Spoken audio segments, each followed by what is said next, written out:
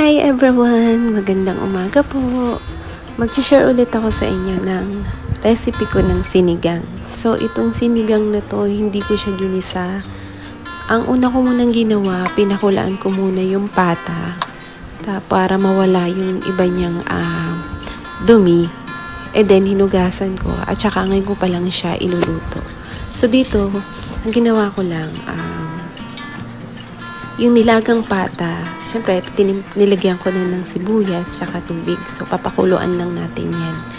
Tapos, lalagyan na rin natin siya ng asin at ito yung palalambutin natin hanggang sa lumambot na ulit yung pata niya. Kasi yung unang ginawa kong pagpapakulo, parang tinanggal ko lang siya. Parang inalis ko lang yung mga dumi niya. Tsaka ako hinugasan ulit. Para malinis siya pag sinabawan natin siya. Kasi hindi ko siya igigisa. Nagleles kasi ako ng oil, kaya ganito yung pagluluto ko ng sinigang.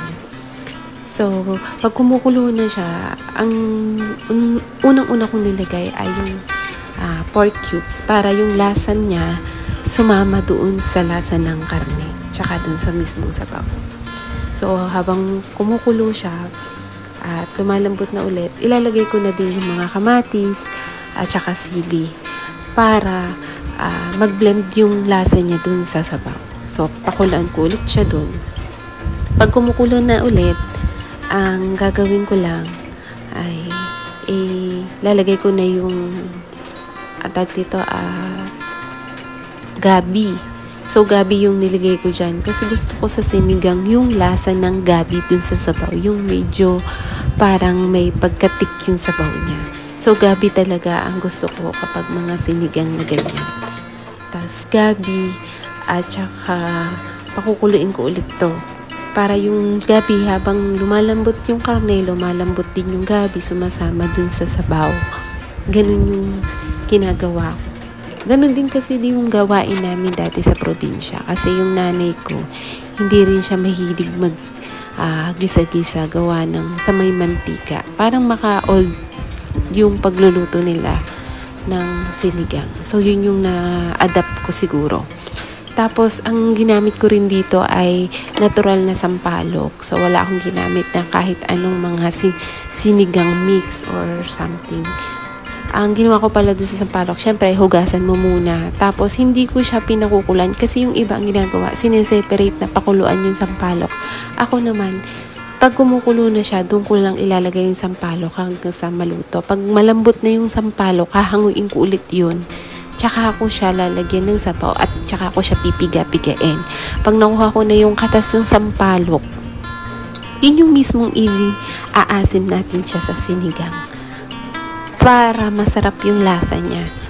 Kasi hindi ko bet yung masyadong lusak na lusak yung sampalok. Iba yung parang ang tawag dito, iba yung nagiging lasa niya para sa akin. Mas gusto ko yung ganyan lang. Pero kayo, kung gusto niyo din na i-separate na pakuluan, pwede naman. Kasi ganun yung iba, pinapakuluan na sa may tubig yung sampalok para mas mabilis. Para kapag kumulo na yung sabaw at lumambot na yung karne, pwede mo nang ilagay yung pinakuluan mong sampalok dun sa sinigang mo. Pero ako ganito yung ginagawa ko. Kasi ewan ko, sanay na siguro ako, ganito yung ginagawa kasi namin. Pag kumulo na at malambot na yung sampalok, doon namin siya pipiga-pigain. Tapos pag pinilihan namin siya sa isang mangkok, yung pinakakatas niya, yun yung isinasama namin sa sinigang. Para less din yung mga balat, tsaka yung talagang natural na katas, yun yung aasim mismo doon sa sabaw niya. Yan lang. Tapos dito pala sa recipe na to, naglagay ako dito ng dahon ng sibuyas, yung leeks at saka yung spring onions. Mas gusto ko kasi yun sa sabaw mas malasa. Parang sa nilaga, naglalagay din ako ng ganun kasi iba yung lasa ng leeks niya, iba din yung onion leeks niya, iba din yung lasa ng spring onion. Parang nagbe-blend siya sa sabaw, iba yung nagiging lasa niya, mas masarap. Kaya try nyo din. Tsaka gumamit pala ako dito ng bok choy na pechay. Masarap din kasi yun sa may sinabawan. Tsaka sa nilaga, masarap din yung bok choy. Kasi na-try ko na din yun minsan. Kaya, sa sinigang, tinry ko naman. At masarap din kasi siya. Iba din yung lasa niya kaysa sa normal na pechay. Tapos, ang nilagay ko din pala dito, naglagay rin ako dito ng mustasa. Yung mustasa naman, nababanguhan ko kasi siya kapag sa sinigang. Lalo sa isda, mas perfect siya dun sa isda. Kasi yung amoy yung mustasa niya pag niluluto, parang nagdadagdag siya ng aroma dun sa sinabawang isda. Pero dito tinry ko siya sa sinigang na pata. So, okay naman. Masarap din naman siya. Tsaka, hindi mo siya malalasahin na mapait or... Kasi di ba yung ibang mustasa mapait? Pag naluto naman pala siya ng maayos, hindi naman siya ganun kapait.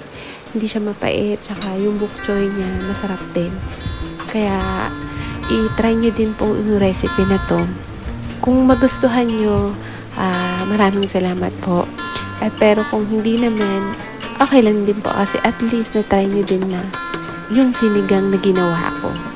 Pero para sa akin kasi masarap siya. So, kanya-kanya naman tayo ng panlasa. Pero, try nyo po sa mga gusto po ng pa-healthy ang pagluluto ng ating sinigang, gayahin nyo na lang din po yung ginawa ko. So, maraming salamat po sa mga bago nag-subscribe sa akin at sa mga patuloy na sumusuporta po sa aking mga videos. Thank you po at pagpasensyahan nyo na din po minsan yung boses ko kasi hindi ko po alam bakit ganito talaga yung boses ko, yung parang naiiyak na hindi ko maintindihan. So, huwag nyo na lang po pansinin yun. Tingnan nyo na lang po kung yung recipe ko. Yan lamang po at maraming salamat. At saka po pala, dagdag ko lang, kapag po pala sa sinigang, ako sa sinabawan, ang madalas kong ginagamit dito ay patis. Mas gusto ko yung lasa ng patis niya sa sabaw. Parang nakakapagdagdag po siya ng linamnam. At saka ang ginagamit ko lang pong pampalasa yung Ajinomoto. Yun lang po. Kasi nung araw pa naman po ganun na yung nilalagay namin. Hindi po ako gumagamit ng ibang mga seasonings. Yun lang po yung ginamit ko. At saka pork cubes. Yun lang po. Maraming salamat po. Bye. Enjoy po.